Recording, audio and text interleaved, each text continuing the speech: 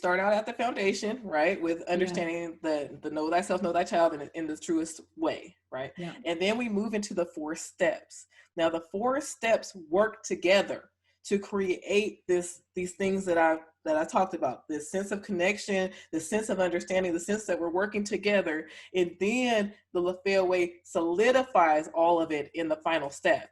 So step 1 is to find your calm. This is directly and quickly addressing that dynamic of emotion soaking. If you are extremely upset or agitated dealing with a hypersensitive person, the likelihood that you're going to get any form of positive result is extremely low. You may get some short term, they're trying to get you off their back for that millisecond kind of response, but what you'll find is it won't be long term, and sometimes it won't be at all. But it definitely won't be long term. So finding your calm is the very first step in understanding how you have some power, how you're empowered to make some difference with a hypersensitive person. Because they're drawing from your energy, if you're coming from a peaceful space, then they're going to draw from your peaceful space as opposed to your frustrated, overwhelmed, agitated side. So finding your calm, I'll get into a little bit deeper, but later, but I want to go over the 4 steps first. So we have find your calm, understand the real truth. So I've spoken to some of that too. You want to understand truly what is behind your responses, your reactions to what the other is doing. First and foremost, before you even address them, you need to understand what's going on with yourself. So then you're not taking everything from your past and all the ways that you're triggered and bringing that into this one interaction, which is not going to work out very well with you, especially when you're dealing with a hypersensitive person. And when we're dealing with hypersensitive people, you also tend to get into things like the concrete thinking. So because they're so hypervigilant, then they become very concrete in their thinking. They're not able to be flexible at all in these situations when there's anxiety or upset. And so what you want to understand is understanding the real truth will put you in a place and space where when you're addressing them, you will actually make sense to both yourself and them, by the way.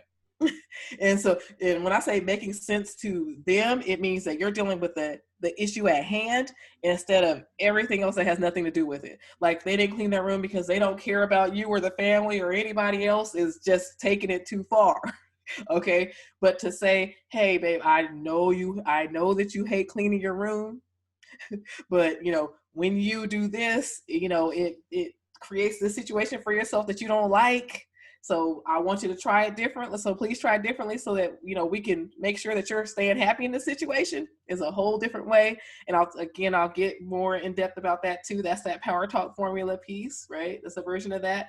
But find your calm, understand the real truth, react according to your truest intentions. Oh my goodness, this one right here, I have to spend so much time on reacting according to your truest intentions because most people don't even pay attention to what their truest intentions are. Most people start at the surface with that. Well, my truest intention is that they clean their room.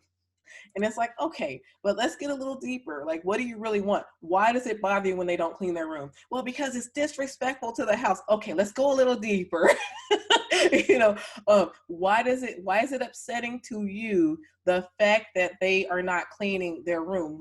In what way does that create a sense of worry or upset in you? Well, if they don't learn how to clean their room, then they won't be able to make it out there on their own. You have to be able, nobody's going to want to be a roommate with, all these things, right? Future things, right? And it's so then we get, okay, so now you're getting closer. It's better.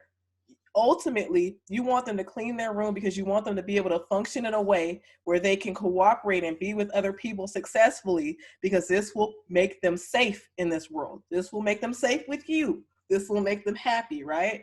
And they're like, oh, well, I never thought of it in that way. Well, it's important that you learn how to. Because if you're coming from that perspective, if you're coming from maybe I want what's best for you in life and this right here is not going to give that to you, then all of a sudden you have somebody who's like, oh my goodness, okay, you are on my side, right? So react according to your truest intentions. If you want your child to feel loved, cared for, and safe, then trust and believe that yelling at them, being frustrated with them, and showing a lot of disappointment and upset are not achieving those goals of yours. Okay, so now we have to start getting to a place to where it's now we're evaluating. Am I showing what I truly mean to show? And I can get into this all day long, so I'm cut it short a little bit. But when you do that, again, you're showing them that you're on their side, but then you're also creating a better state of peace within yourself, because now you're being true to your foundational desires as opposed to going against your own foundational desires, which is only going to cause you more upset. Okay.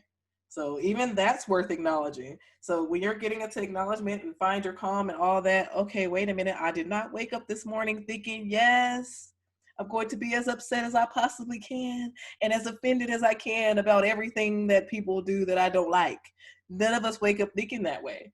And so it's about learning how to react in a way that's more true to where you want to be. If you want peace, then you're moving into the space of peace. You're saying, oh my goodness, baby. Now, I know that you don't like to do your homework. I know that. But if I see you playing video games all day long and that you're not able to get your homework done, the first thing I'm thinking in my mind is this device or this game here is preventing my baby from being able to be successful, and we can't have that.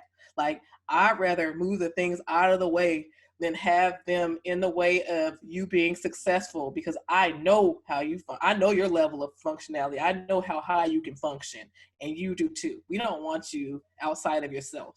When you start saying things like that, then you start really making a difference. Like, you're not saying all this ridiculous stuff that they can't connect with. They can't connect with.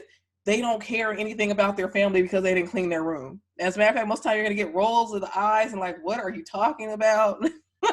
And all of this. So, but sorry, react according to your truest intentions. Again, I wrote a whole book about it, so clearly, right? And then the step 4 is that's that solidifier. That's how you get the long-term results that you're looking for, is first of all to recognize when changes happen. This is both for yourself and the other. So if you were a big time yeller or something, and you could yell for hours or minutes or whatever, right? And you have an interaction where you're now moving away from yelling, then you have to recognize that change in yourself and say, oh my goodness, okay, I hardly yelled this time, or I didn't yell at all, right? Give yourself that pat on the back. So, but it's recognize, reinforce, and repeat. It's the 3 R's. So you recognize it first, the small step differences in how you're doing things and how they're doing things.